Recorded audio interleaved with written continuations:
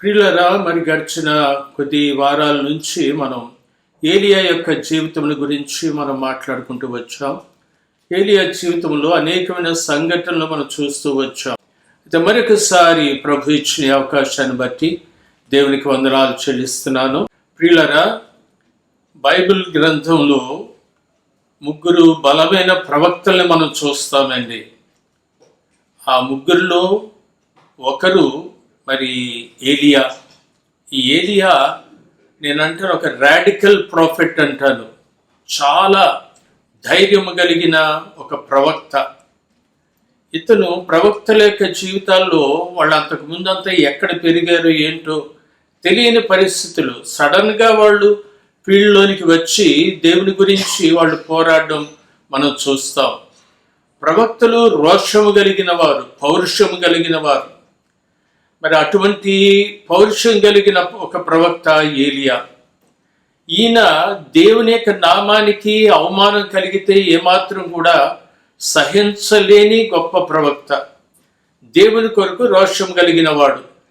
దేవుని నామానికి ఏమాత్రం అవమానం కలిగినా సహించలేనివాడు. రాజులు మొదటి గ్రంథం మనం ఒకసారి 18వ అధ్యాయంలోనికి వెళ్దామండి. ఏలియా గురించి చాలాసార్లు మీరు విని ఉంటారు. అయితే దాంట్లో ఒక ఘట్టం మాత్రం ఈరోజు మీ ముందు ఉంచాలని నేను ఆశపడతా ఉన్నాను. రాజులు మొదటి గ్రంథం 18వ అధ్యాయంలో మొదటి వచనం నుంచి కొన్ని వచనాలు మనం చదువుకుందాం. అనేక దినములైన తర్వాత 3వ సంవత్సరం ముందు యెహోవా వాక్కు ఏలియాకు ప్రత్యక్షమై నేను భూమి మీద వర్షము కురిపింపబోచున్నాను. నీవు వెళ్ళి ఆహాబును దర్శించమని సెలవీయగా. ఇక్కడ ఈ సందర్భం మీకు చెప్పాలి. ఆహాబు ఇశ్రాయేలు దేశానికి రాజు అండి. ఇశ్రాయేలు దేశానికి రాజు. ఇతని భార్య భయంకర్రాలు. ఆమె పేరు యెజబెలు. ఈమె చాలా క్రూరమైన వ్యక్తి. దేవునికి, దేవుని ప్రజలకు, ఏమాత్రం కూడా ప్రవక్తలకు భయపడని వ్యక్తి ఈ యెజబెలు. ఆహాబు చాలా చెడ్డవాడు.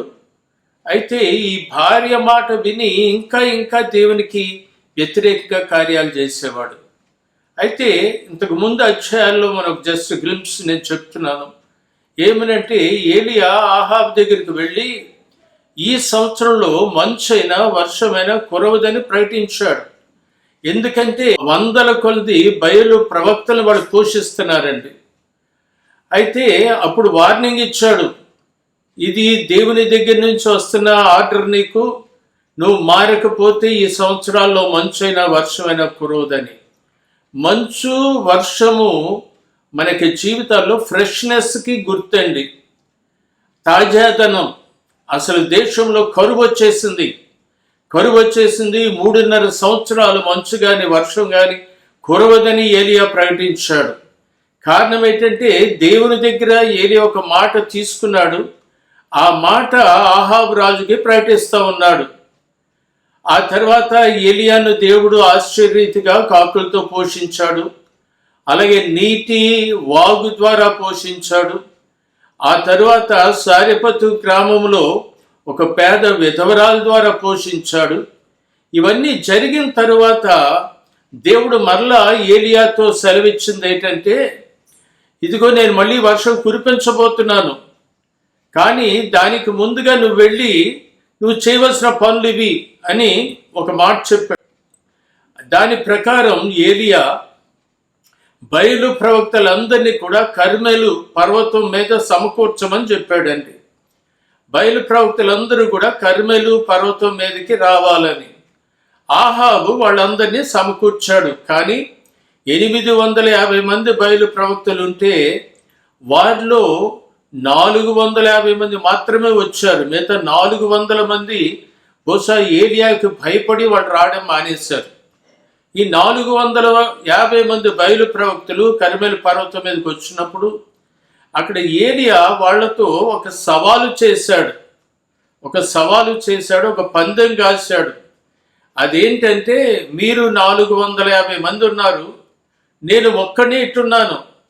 కాబట్టి మీరు యెహోవా దేవుడైతే యెహోవాను సేవించండి, బయలు దేవుడైతే బయలుని సేవించండి. ఎంతకాలం మీరు రెండు ఆలోచనల మధ్య తడబడతా ఉంటారు?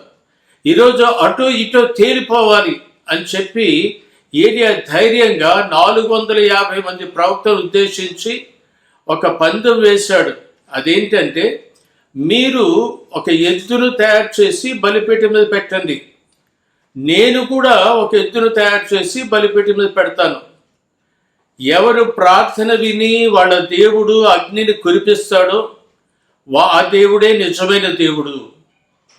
ఇలా చెప్పినప్పుడు వాళ్ళు చాలా పొంగిపోయారు. మనం 450 మంది ఉన్నాం అని చెప్పి వాళ్ళు ఒక ఎద్దును తయారు చేసి కట్టెలు పేర్చి దాని మీద బలిపీఠం కట్టి వాళ్ళు ఉదయం నుంచి సాయంకాల సమయం వరకు కూడా వాళ్ళు ప్రార్థన చేస్తూనే ఉన్నారు. సాయంకాలం వరకు ఏ జవాబు కూడా వాళ్ళకి రాలేదండి. అప్పుడు ఏలియా వాళ్ళని చూసి వెక్కిరించాడు. ఒకవేళ ఆయన ప్రయాణంలో ఉన్నాడేమో, నిద్రపోతున్నాడేమో, గట్టిగా పిలండి అని చెప్పి వెక్కిరించాడు. ఆ తర్వాత సంధ్య నైవేద్యం సమర్పించే సమయంలో ఈసారి నా దగ్గరికి రండి అని చెప్పి ఏలియా ఒక్కడే ఒక బలిపీఠాన్ని తయారు చేసి దాని మీద ఎద్దు మాంసాన్ని ఉంచి ప్రార్థన చేశాడండి. ఆ ప్రార్థన చాలా ప్రాముఖ్యమైన ప్రార్థన. దాంట్లో 2 విషయాలు ప్రధానంగా మనం చూస్తాం. ఒకటి, ప్రభువా నీవు దేవుడు అని వీళ్ళకి తెలియాలి. రెండోది, నేను నీ సేవకుడని వీళ్ళకి అర్థం కావాలి. ఆ 2 విషయాల కోసం ఏలియా ప్రార్థన చేశాడు. తన మెప్పు కోసం, తన ఘనత కోసం ఏమాత్రం కూడా కోరలేదు. ఒకటి, నీవు దేవుడు అని వాళ్ళకి తెలియాలి. రెండోది, నేను నీ సేవకుడని వాళ్ళకి అర్థం కావాలి అని ప్రార్థన చేస్తూ ఉంటుండగానే ఆకాశం నుంచి అగ్ని వచ్చి ఆ యొక్క బలిపీఠం మీద మాంసాన్ని, బలిపీఠం మీద కట్టెల్ని, రాళ్లను కూడా కాల్చి బుగ్గి చేసేసిందండి. అప్పుడు ఏలియా ఏం చేశాడంటే, ఆ 450 మంది ప్రవక్తలు పట్టుకోండి అని చెప్పి ఒక్కళ్ళు కూడా మిగల్చకుండా వాళ్ళందరినీ కూడా వధించాడు అని వాక్యంలో వ్రాయబడింది. ఎందుకు అంటే మనం చూడవలసిన లేదు, కానీ ద్వితీయోపదేశకాండం 13వ అధ్యాయంలో దేవునికి వ్యతిరేకంగా చేసేవాళ్ళని సంహరించమని అక్కడ రూల్ అవుట్ ఉంది, వాక్యం ఉంది. దాన్ని బట్టి ఏలియా వాళ్ళందరినీ చంపించాడండి. అయితే మనం తెలుసుకునే మరొక విషయం, ఏలియా ఇవన్నీ జరిగించాడు. ఎంత ధైర్యంగా ఒక్కడు 450 మందిని ఎదిరించాడు. అయితే మరుసటి రోజు యెజబెలు, ఆహాబు యొక్క భార్య యెజబెలు ఏలియాకి ఒక కబురు పంపించిందండి. ఏమనంటే, రేపు ఈ టైం కల్లా నీ తల కూడా ఆ 450 మంది ప్రవక్తల తలలో ఒకటైపోద్ది, నీ తల నరికించేస్తానని యెజబెలు చిన్న కబురు పెట్టిందండి. ప్రియులారా, యాకోబు పత్రిక 5వ అధ్యాయం 17వ వచనంలో ఒక చక్కని మాట వ్రాయబడింది. ఏలియా కూడా మని వంటి స్వభావము గల మనుష్యుడే. అవునండి, ఎంత గొప్ప ప్రవక్తలైనా, దైవజనులైనా, సేవకులైనా కొన్నిసార్లు కొన్ని బలహీనతలు వెంటాడుతూ ఉంటాయి. అంతేకాదు, ఏలియా ఎప్పుడైతే కబురు విన్నాడో భయపడిపోయాడు. భయపడిపోయి పరిగెత్తి పారిపోయి సుమారు 1 మైలు దూరం పారిపోయి ఒక బదరీ వృక్షం కింద కూర్చొని మరణాపేక్ష గలవాడై, యెహోవా నా పితరుల కంటే నేను ఎక్కువవాడిని కాను, ఎంత మట్టుకు చాలును, నా ప్రాణము తీసుకొనమనగా ప్రార్థన చేశాను. ఏమండి, ఏలియా ఇప్పుడు మనం చదువుకునే యాకోబు 5:17లో అత్యాసక్తితో ప్రార్థన చేశాడని అక్కడ వ్రాయబడింది. ఆసక్తితో అతను ప్రార్థన చేస్తే దేవుడు ఆయన ప్రార్థన విని 3.5 సంవత్సరాలు మంచుని, వర్షాన్ని ఆపేశాడు. అంత గొప్ప ప్రార్థనాపరుడు. ఇక్కడ ఒక స్త్రీ దేవుడంటే భయము లేని ఒక స్త్రీ రాణి, ఆమె కబురు పెట్టగానే భయపడిపోయి పారిపోతున్నాడు. పారిపోయి ఒక బదరీ వృక్షం కింద కూర్చొని యెహోవా ఇంత మటుకు చాలు, ఇంత మటుకు చాలు, నేను నా పితల కంటే నేను గొప్పవాడిని కాను, నా ప్రాణం తీసేసుకో, మరణాపేక్ష గలవాడే అని రాయబడింది. ఇలా చాలాసార్లు మనము కూడా దేవుని తరపున, దేవుని కొరకు, దేవుని పక్షమున ఎన్నో గొప్ప గొప్ప కార్యాలు సాధించిన వాళ్ళం.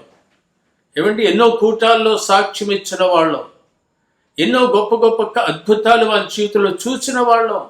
ఆయనను అప్పుడప్పుడు చిన్న చిన్న వాటికి భయపడిపోయి పరుగు పెడుతున్నాం, నిరాశ చెందుతున్నాం. సాతాను వేసే ఆఖరి బాణం నిరాశ. ఇంక నేను బతకడం వేస్ట్, నా జీవితం వేస్ట్ అనే ఆలోచన సాతాను పుట్టిస్తాడండి. ఇక్కడ ఏలియాకి ఆలోచన ఎందుకు వచ్చిందంటే, ఏలియా జరిగించిన ఆ యొక్క 450 మందిని చంపిన తరువాత ఏలియాలో ఒక దర్పం, ఒక గర్వం ప్రవేశించింది, అహంకారం ప్రవేశించింది.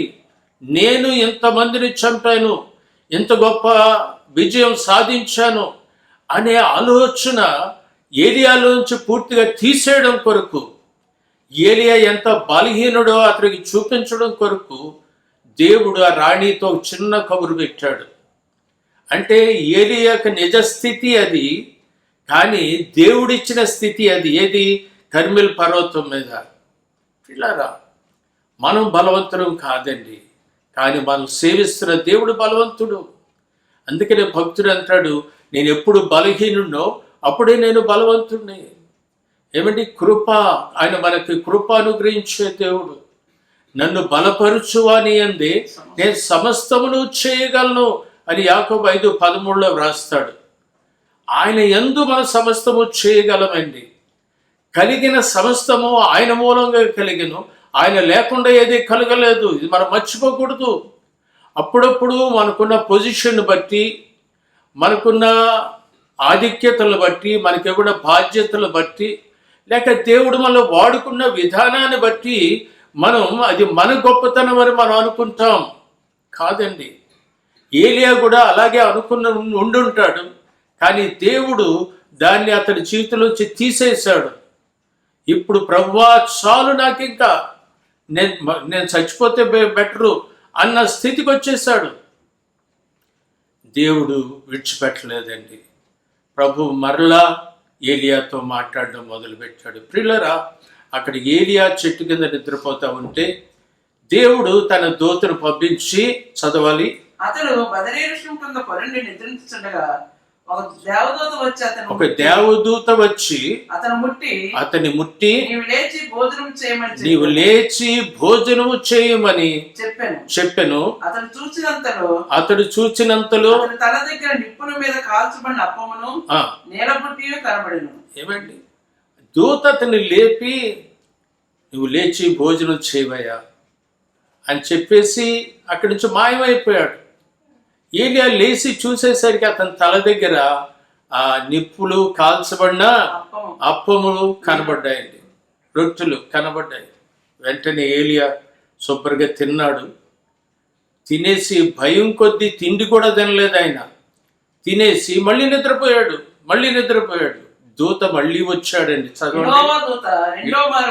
యెహోవా దూత రెండో మారు వచ్చి అతని ముట్టి, నీ శక్తికి మించిన ప్రయాణము నీకు సిద్ధమై ఉంది, నువ్వు లేచి భోజనము చేయమని చెప్పినప్పుడు ఏమంటే అతడు లేచి భోజనము చేసి ఆ భోజనం ఇచ్చిన బలము చేత 40 రాత్రి పగళ్ళు ప్రయాణం చేశాడంట. ప్రియులారా, దేవుడిచ్చే ఆహారం అది నీకు శక్తినిచ్చేదండి. దేవుడిచ్చే ఆహారం ఏంటో తెలుసా? దేవుని వాక్యం, జీవాహారం. ఏమండి? ఒకడు మనుషుల నోటి మాట వలన జీవించడు, కానీ ఆయన నోటి నుంచి వచ్చు మాట వల్లనే జీవిస్తాడని మనం వాక్యంలో మనం చదువుతాం. దేవుని యొక్క వాక్యం నేను బలపరిచేది. ప్రియులారా, మరి ఈరోజు ఎందుకో ఈ వాక్యం బహుశా నీ కొరకేనేమో. నీ సెల్లో నువ్వు చూస్తున్నావు కదా, నీ కొరకేనేమో. ఒకవేళ చిన్న చిన్న అలజడులు, చిన్న చిన్న తుఫాన్లు నీ ఇంటిలో, నీ కుటుంబంలో వచ్చినప్పుడు వాటిని చూచి భయపడిపోయి ఇంక ఈ జీవితం చాలు, ఇక్కడితో అంతమొందించుకుంటే చాలు. చాలామంది ఇలాంటి నిరాశ నిస్పృహలతో వాళ్ళు మరి మందులు తాగేయడం, లేకపోతే ఏలాడిపోవడం, ఇలాంటి రకరకాల కారణాలు మనం చూస్తూ ఉంటాం. ఈ మధ్యకాలంలో అనేకమైన మరణాలు మనం చూసాం. పిల్లరా, నువ్వు దేంట్లో కూడా నిరుత్సాహపడవలసిన అవసరత లేదు. నిన్ను నన్ను పిలిచిన దేవుడు ఆయన నమ్మదగినవాడు, నమ్మకమైన వాడండి. గమనించండి, మరి కొరింథీయులకు రాసిన మొదటి పత్రిక 10వ అధ్యాయం 13వ వచనం చాలా ఇష్టమైన మాట నాకు. 10వ అధ్యాయం 13వ వచనం. సాధారణముగా మనుషులకు కలుగు శోధనలు తప్ప మరి ఏది మీకు సంభవింపలేదు. దేవుడు నమ్మదగినవాడు, మీరు సహింపగలిగినంత కంటే ఎక్కువగా ఆయన మిమ్మల్ని శోధింపబడనివ్వడు. అంతేకాదు సహింపగలుగుటకు ఆయన శోధనతో పాటు తప్పించుకునే మార్గమును కలుగచేయు. పిల్లరా, నువ్వు సహింపలేని ఏ శోధన కూడా నీ మీదకి దేవుడు రానివ్వడండి. ఒకవేళ శోధన వచ్చినా దాంతోపాటు తప్పించుకునే మార్గాన్ని కలుగు చేస్తాడు. అంతేకాదు సహించగలిగే శక్తిని నీకు ఇస్తాడు. ఎప్పుడైనా నీకు శోధన కలిగినప్పుడు ప్రభువా ఈ శోధన తీసేయమని ప్రార్థన చేయకు. ఆ శోధన తట్టుకోవడానికి శక్తిని నాయన అని ప్రార్థన చేయి. అలాగే ఎప్పుడైనా రోగం వచ్చినా ప్రభువా ఈ రోగాన్ని యేసు నామములో బంధిస్తున్నా తీసేయి కాదు, దాన్ని సహించడానికి నాకు శక్తిని నాయన అని నువ్వు ప్రార్థన చేస్తే ఎంత మేలు, ఎంత మేలు. ఏమండి, ఇక్కడ దేవుడు అంటున్నాడు, సాధారణంగా మనుషులు కలిగే శోధన తప్ప ఎక్కువ శోధన అనేది మీకు రానివ్వను. ప్రియ సోదరుడా సోదరి, ఎంతో గొప్ప కార్యం చేసిన ఏలియా జీవితంలో ఒక శోధన వచ్చింది. అదేమంటే ప్రాణాపాయ పరిస్థితి. ఏలియా దానికి భయపడ్డాడు. కానీ దేవుడు అంటున్నాడు, నీ శక్తికి మించిన ప్రయాణం నీకుంది, నువ్వు లేచి బయలుదేరు, భోంచేసి బయలుదేరు. ప్రియులారా, 40 పగళ్ళు 40 రాత్రులు ఏలియా ప్రయాణం చేసినట్టుగా మనం చూస్తున్నాం.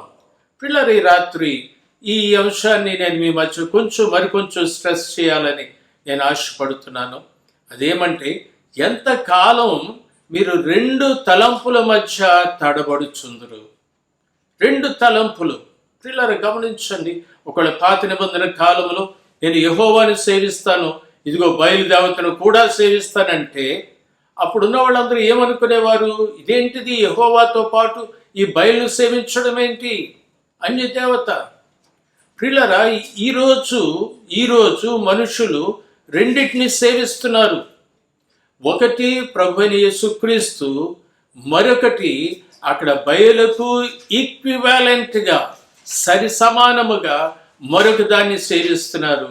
అదేంటి అంటే డబ్బండి, డబ్బు. చాలామంది తెలియకనే ఆ యొక్క ఉచ్చులో పడుతున్నారు. దేవుని వాక్యంలో ప్రభువైన యేసయ్య ఒక మాట చెప్పాడు. లూకా సువార్త 16వ అధ్యాయం 13వ వచనంలో ఈ మాట వ్రాయబడి ఉంది. ఏ సేవకుడును ఇద్దరు యజమానులను సేవించలేడు. వాడు ఒకని ద్వేషించి ఒకని ప్రేమించును, లేక ఒకని అనుసరించి మరొకని తృణీకరించును. మీరు దేవునికిని, జాగ్రత్తగా గమనించండి, మీరు దేవుణ్ణి సిరిని సేవింపలేరు. ఏమండి, దేవునితో పాటు రెండోది ఏంటంటేనండి సిరి అనగా డబ్బు. ఇంగ్లీష్లో మ్యామ్ అని అన్నాడు. చాలా మంది దేవుడితో పాటు ఈరోజు సిరిని సేవిస్తున్నారు. డబ్బు అని వాళ్ళ హృదయం కొట్టుకుంటుంది. ప్రియులారా, ఇక డబ్బును ప్రేమించడం అనేది పాత నిబంధనలో ఆ యొక్క అన్య దేవతలను ఆరాధించినట్టండి. దాంతో సమానముగా యేసయ్య చెప్తున్నాడు, ఇది కొత్త నిబంధన. నువ్వు యేసయ్యను ప్రేమిస్తే యేసయ్యను ప్రేమించు, డబ్బును ప్రేమిస్తే డబ్బును ప్రేమించు. ఎవడును ఇద్దరిని సేవించలేడు. ఒకటి యేసయ్య, రెండోది డబ్బు. కానీ నీకు తెలియకుండానే ఆ యొక్క డబ్బుకి నువ్వు సేవకురాలు అయిపోతున్నావు. గొప్ప వ్యక్తి అన్నాడు, డబ్బట good servant but a bad master అన్నాడు. డబ్బు కలిగి ఉండడం తప్పు కాదండి, కానీ డబ్బును ప్రేమించడం తప్పు. డబ్బు ఎప్పుడు కూడా నీ పాదాల దగ్గర ఉండాలా, కానీ నీ తల మీద ఉండకూడదు. గమనించండి, గమనించండి. ఉదాహరణకు మాట చెప్తాను. ఆ రోజు ఆదివారం పడి ఆ రోజు రేషన్ లేకపోతే పెన్షన్ ఉందనుకోండి, ఎక్కడికి వెళ్తాం? దేనికి ప్రాధాన్యత ఇస్తాం?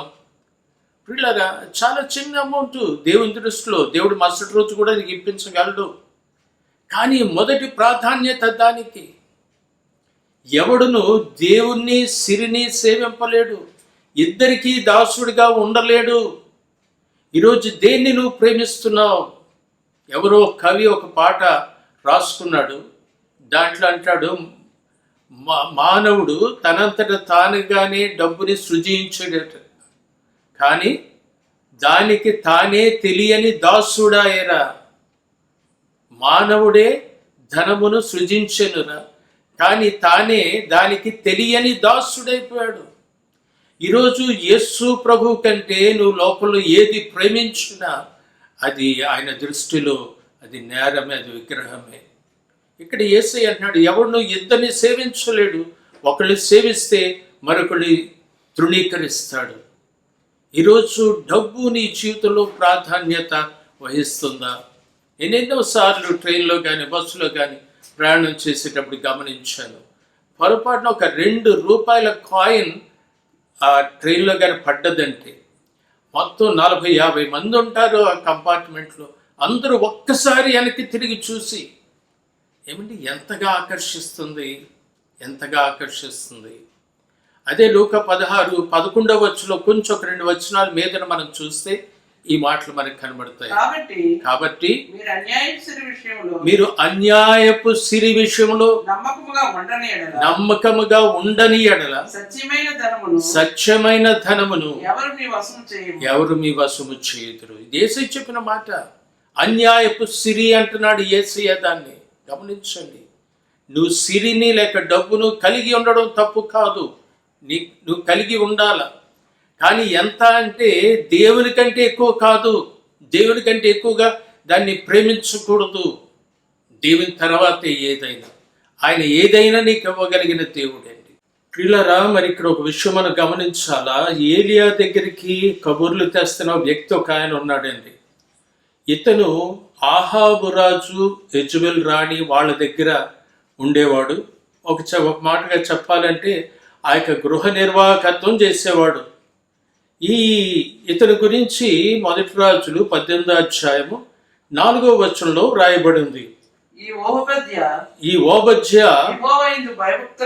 యెహోవా యందు భయభక్తులు గలవాడై యెజబెలు యెహోవా ప్రవక్తల్ని నిర్మూలము చేయుచుండగా గుహలో 50 మందిగా 100 దాచి అన్నపానములు ఇచ్చి వారిని పోషించెను. గమనించండి, ఇక్కడ ఓబద్య ఎంతవరకు మనం చెప్పుకున్నాం 2 తలంపులు, దానికి సంకేతంగా కనబడుతున్నాడు. ఇతడు ఉండడం ఏమో రాజు ఆహాబు యెజబెలు దగ్గర ఉంటున్నాడు. అక్కడ ఈ యెజబెలు దేవుని ప్రవక్తల్ని నాశనం చేయడం, చంపడం చూస్తున్నాడు. అంతేకాదు ఆ దేవుని యొక్క ప్రవక్తలు, దేవుని ఎరిగిన బిడ్డల్ని 100 మందిని వేరువేరుగా గుహల్లో దాచి వానికి భోజనాలు అవి పెట్టిస్తే రహస్యంగా చేస్తున్నాడండి. చెప్తే మరి అక్కడ వాక్యంలో వ్రాయబడింది, ఇతడు యెహోవా యందు భయభక్తులు గలవాడు. పిల్లరా, నేను ఆలోచిస్తున్నప్పుడు ఈ వాక్య భాగాన్ని, యెజబెలు ఆహాబు దగ్గర ఉంటూ యెహోవా యందు భయభక్తులు కలిగి ఉంటున్నాడు అంటే ఇతను మరి ఏ సమయంలో కూడా బయలుకు మొక్కకుండా ఉండుంటాడా? రాజీ పడకుండా ఉండి ఉంటాడా? లేదండి. ఎందుకంటే యెజబెలు భయంకరమైన రాణి, ఆహాబు చాలా దుర్మార్గుడు. వాళ్ళ దగ్గర ఉంటూ ఇటు దేవునికి అటు బయలుదేవతకి రెండిటికి మొక్కుతున్నవాడు. పిల్లరా, మీరు కోపం తెచ్చుకోకపోతే ఈరోజు చాలామంది ఇలాగ జీవిస్తున్నారండి. అటు దేవుడు, ఇటు దెయ్యం, ఇటు క్రీస్తు, అటు బెలియాలు, ఏమండి, అటు యేసయ్య, ఇటు డబ్బు, రెండు వైపులా రాజీ పడే బ్రతుకండి. పైపెచ్చుతను చేస్తున్న పని ఏంటంటే, ఈ దేవుని యొక్క ప్రవక్తలకి 100 మందికి గుహలో దాచి చక్కగా వాళ్ళకి భోజనాలు పెడుతున్నాడు, సదుపాయాలు చేస్తున్నాడు. ఒక పక్క అది భక్తి అనుకుంటున్నాడు. మనలో కూడా చాలా మంది భక్తి అనుకుంటున్నాం, కానీ ప్రియులారా, ఏలియా యొక్క మాటలు ఏంటంటే, యెహోవా దేవుడైతే ఆయన సేవించండి, బయలు దేవత అయితే అతన్నే సేవించండి. రెండు వైపులా ఇక్కడ ఓబద్యా యొక్క జీవితం నేటి క్రైస్తవుల యొక్క జీవితాలకు మరి అద్దం పడుతున్నట్టుగా నాకు కనబడతా ఉంది. అంతేకాదు ఏలియా దేవుని దగ్గర మొరుపెడుతున్నప్పుడు, ప్రభువా, నేనొక్కడే నీ పట్ల ఆసక్తి కలిగి జీవిస్తున్నాను, అందరూ కూడా చెడిపోయారు, అందరూ బయలువైపు తిరిగిపోయారు, నేనొక్కడే నిన్ను సేవిస్తున్నాను, పౌరుషం గలవాడినే అని చెప్తున్నాడు. అప్పుడు దేవుడు అన్నాడు, ఏలియా, బయలు దేవతకి మొక్కని వాళ్ళు 7,000 మంది ఉన్నారయ్యా, సంగతి నీకు తెలుసా? పిల్లరా, ఇప్పుడు ఒకవేళ వాళ్ళని అడిగితే, ఓబద్యాన్ని అడిగితే, నేను అచ్చేయను ఇచ్చేయను అని చెప్తున్నాడు, కానీ ఏం చేస్తున్నాడు అది చెప్పటం లేదు. ఈరోజు చాలామంది యొక్క భక్తి, నేను సిగరెట్లు కాల్చను, నేను త్రాగను, నేను అచ్చేయను ఇచ్చేయను, ఇదంతా నెగిటివ్ టెస్టిమనీ అండి. బట్ నువ్వు ఏం చేస్తున్నావు అంటే, దేవుని పట్ల నమ్మకంగా ఉంటున్నావా? దేవుని పట్ల యథార్థంగా ఉంటున్నావా? దేవుణ్ణే సేవించడానికి ఇష్టపడుతున్నావా? ఇక్కడ ఏలియా అందుకనే సవాల్ చేస్తున్నాడు, ఎంతకాలం మట్టుకు మీరు 2 తలంపుల మధ్య తడబడుచుందురు? దేవుడైతే దేవుడు, లేకపోతే సిరి అయితే సిరి. డబ్బు దగ్గరికి వచ్చేసరికి చాలామంది తేలిపోతున్నారు. దేవుని పట్ల, దేవునికి, లోకానికి, సంఘానికి, ఇటు పరలోకానికి, అటు బయట లోకానికి కొంత భక్తి, కొంత రక్తి, ఇవన్నీ కాదండి ప్రియులారు. మనం కడవరి దినాల్లో ఉన్నాం, చివరి దినాల్లో ఉన్నాం, చివరి క్షణాల్లో ఉన్నాం. మన చుట్టూ ఉన్న కరోనా వైరస్ను మనం చూస్తున్నాం. అగ్రదేశాలు సహితం వణుకుతున్న పరిస్థితి, ఎవరు కూడా ఏమీ చేయలేని పరిస్థితి, ఎదిరించడానికి కనబడేది కాదు ఇది. ఆకాశ మండలముందున దురాత్మల శక్తులతో మనం పోరాడుతున్నామంటాడు ఎఫెసీ 6:12. ఈరోజు నువ్వు పోరాడడానికి వైరస్ నీకు కనబడేది కాదు. పిల్లరా, ఈరోజు దేవుని వైపు చూద్దామండి, దేవుని కొరకు నమ్మకంగా నిలబడదాం. మరి ఆ బలిపీఠం నుంచి అగ్గి దిగి వచ్చినప్పుడు ఈ ఓబద్యా లాంటి వాళ్ళు అగ్గిని కురిపించలేకపోయారు. ఈ 7,000 మందిలో ఒక్కరు కూడా అగ్నిని తీసుకొని రాలేకపోయారు. బయలు ప్రవక్తలు అగ్నిని తీసుకొని రాలేకపోయారు. కానీ ఏలియా ఒక్కడు మాత్రమే ఆకాశం నుంచి అగ్నిని కురిపించగలిగాడు. ఈరోజు నువ్వు ఎంతసేపు ప్రార్థన చేశావనేది ముఖ్యం కాదు, కానీ జవాబును తీసుకొచ్చే ప్రార్థన నీ దగ్గర ఉందా? లోకంలో చాలా మంది ప్రార్థన చేస్తున్నారు. చివరికి దొంగతనం చేయడానికి వెళ్ళినవాడు కూడా ప్రార్థన చేసుకునే వెళ్తాడట. ఇవాళ నాకు బాగా పారేటట్టు, మరి అన్ని బాగా దొరికేటట్టు, నేను ఎవరికి దొరకకుండా ఉండేటట్టు అని ప్రార్థన చేసుకుంటాడు. కానీ ప్రియ సోదరుడా, సోదరి, నీ ప్రార్థనలో నిజాయితీ ఉందా? యథార్థత ఉందా? పట్టుదల ఉందా? ఆసక్తి ఉందా? ఏలియా ప్రార్థన చేస్తూ ఉంటుండగానే ఆకాశం నుంచి అగ్గి దిగి వచ్చి ఆ యొక్క పశు మాంసాన్నే కాదు, బలిపీఠాన్ని, ఆ యొక్క రాళ్లను కూడా బుగ్గి చేసి పారేసిందంట. ఏలియా ఒక రాడికల్ ప్రాఫెట్ అండి. అటువంటి వ్యక్తులుగా ఈరోజు నీవు నేను ఉండాలని కోరుతున్నాం. ఎందుకంటే నయమాను కూడా ఆ యొక్క ఎలీషా దగ్గరికి వచ్చినప్పుడు అంటాడు, మరి నేను రాజుగారితో పాటు ఆ యొక్క దేవత గుళ్ళో ఆయన నా మీద వంగినప్పుడు నేను తప్పనిసరిగా సేవించవలసి వస్తుందని చెప్తున్నాడు. ఇది రాజీ పడిపోయే పరిస్థితి అండి, రాజీ పడే పరిస్థితి. ఒకరోజు ఆయన పేరు అబ్రహాం గారు, ఆయన కోసం ఆయన చేసే ఉద్యోగం ఆఫీస్కి వెళ్ళాను అర్జెంట్ పని పడి. ఆఫీస్ అంతా తిరుగుతాను కానీ అబ్రహాం గారు ఎక్కడా కనబట్టలేదు. ఎవరిని అడిగినా మాకు తెలియదండి, ఆ పేరు గల వాళ్ళు ఎవరు లేరండి. కానీ తర్వాత తెలిసింది, పోలికలు చెప్పండి అన్నాడు ఒక ఆయన. ఆయనకున్న పోలికలు, ఆయన జుత్తు అన్నీ చెప్తూ, ఓ ఆయన అప్పారావు గారు అండి బాబు, మీరేట అబ్రహాం గారు అంటారు. మరి ఇది ఎటువంటి భక్తి అంటారు? ఇది రాజీ పడ్డం కాదా? ఇది రాజీ పడ్డం కాదా? ప్రియులారా, ఇక ఆఖరి దినాల్లో ఏలియా లాంటి ప్రవక్తలు మన సంఘాల్లో లెగాలి. నీ మటు నువ్వు కూడా ప్రభు కొరకు నిలవబడితే ఆయన నిన్ను కూడా అగ్నిని కురిపించే ఒక వ్యక్తిగా ఆయన నిన్ను వాడుకోవడానికి ఇష్టపడతా ఉన్నాడు. ప్రియ సంఘమా, నీ పాటల ద్వారా అనేక మంది కదిలించబడాలి. నీకు సాక్ష్యం ద్వారా అనేక మంది కదిలించబడాలి. నీ వాక్యం ద్వారా, సువార్త ద్వారా అనేక మంది కదిలించబడాలి. అట్టి రీతిగా ప్రభు నిన్ను వాడుకోవాలని హృదయపూర్వకంగా కోరుకుంటూ ఈ మాటలు నేను ముగిస్తున్నాను. ప్రార్థన చేసుకుందాం. ఏలియా చేసిన ప్రార్థన, ప్రభా నీవు దేవుడు అని నేను నిజముగా నీ సేవకుడని లోకం తెలుసుకోవాలి. ప్రార్థన చేసుకుందాం. నా ప్రియ యేసయ్య, జీవము గల దేవ, రాజాది రాజా, మీ పాదాల చెందుకు వస్తున్నాం. ఈరోజు నాయన ప్రవక్తన ఏలియాను మా ముందు ఉంచావు. అదే సమయంలో రాజీ పడిన ఓబజ్జాను మా ముందు ఉంచావు. ప్రభువా తండ్రి, మీ కొరకు నమ్మకంగా జీవించడానికి మీ కృప దయచేయండి. నీవు దేవుడవని నేను నీ సేవకుడని లోకం గుర్తించున్నట్టుగా నా యొక్క సాక్ష్యాన్ని బలపరచండి. ఈరోజు వాక్యం విన్న ప్రతి ఒక్కరిని మీరు దర్శించండి, దీవించండి. నాయన వారిలో నాయన అగ్నిని నింపండి, మీ భారాన్ని నింపండి. మీ కొరకు సాక్షిగా నిలబెట్టి వాడుకోండి. మీరే ఘనత, మహిమ, ప్రభావాలు పొందుమని యేసు నామములో వేడుకుంటున్నాను తండ్రి. ఆమేన్. మన తండ్రి అయిన దేవుని ప్రేమ, కుమారుడైన యేసుక్రీస్తు యొక్క కృప, పరిశుద్ధాత్మ యొక్క ఆదరణ, అన్యోన్య సహవాసం మనందరికీ, మన కుటుంబాలకు, సంఘమంతటికి సదాకాలము తోడై తన రాకడ కొరకు సిద్ధపరచునుగాక. ఆమేన్.